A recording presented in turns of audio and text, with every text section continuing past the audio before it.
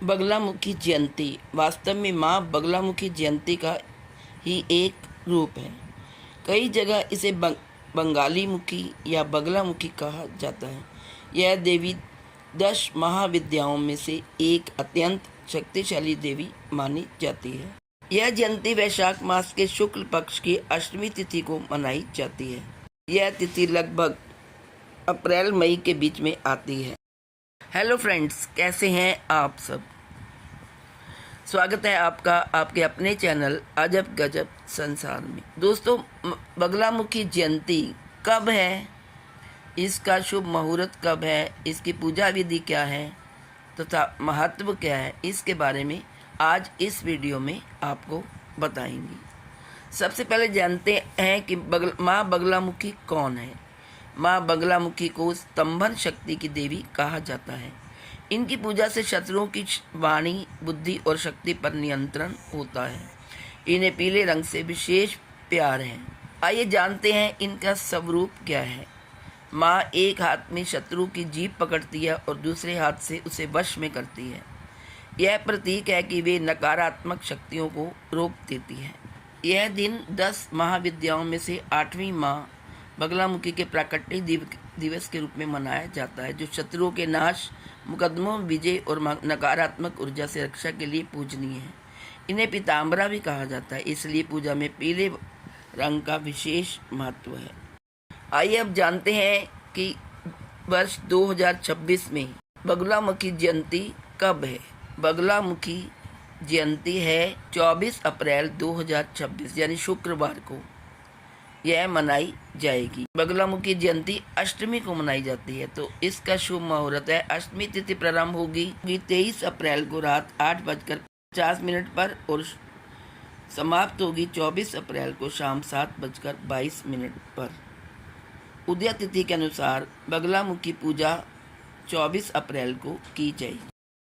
आइए जानते हैं अब बगलामुखी की पूजा कैसे करें, उसके लिए क्या क्या सामग्री चाहिए।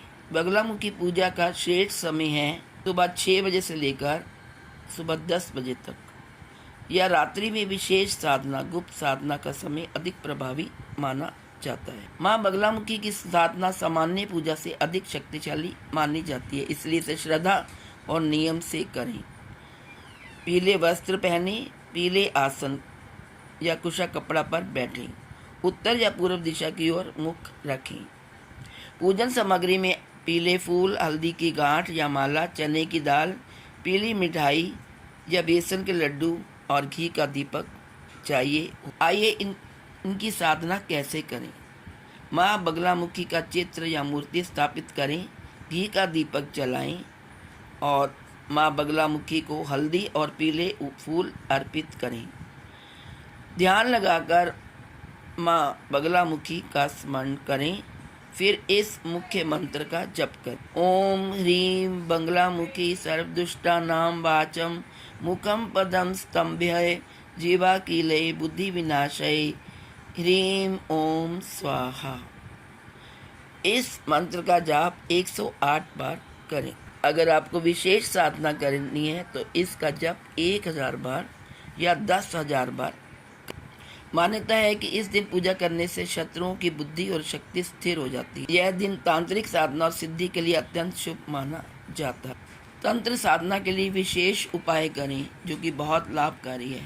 हल्दी की माला से जप करें, पीली वस्तुओं का दान करें, शत्रु बाधा हो तो रात्रि में साधना करें।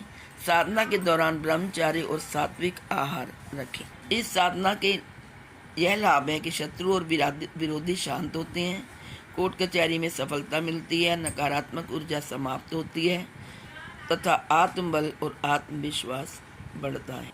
आइए अब सुनते हैं माँ बगलामुखी की पौराणिक कथा। एक बार संसार में भयंकर तूफान और संकट उत्पन्न हुआ। तब भगवान विष्णु ने तप किया। उनकी तपस्या से माँ बगलामुखी प्रकट हुई और उन्होंने अपनी शक्ति से उस विनाशकारी तूफान को रोक दिया। एक अन्य कथा के अनुसार एक राक्षस था जिसे वरदान था कि वह जो बोलेगा वही सच हो जाएगा। तब माँ बगलामुखी ने उसकी जीभ पकड़कर उसकी शक्ति को निष्क्रिय कर दिया। तो दोस्तों, आप सबको मेरी तरफ से बगलामुखी जयंती की हार्दिक शुभकामनाएं। माँ बगलामुखी आपके सारे कार्यों को सिद्ध करे और आपके शत्रुओं का नाश करे। जय माँ Baglamukhi. Please like, share and subscribe. Thank you so much.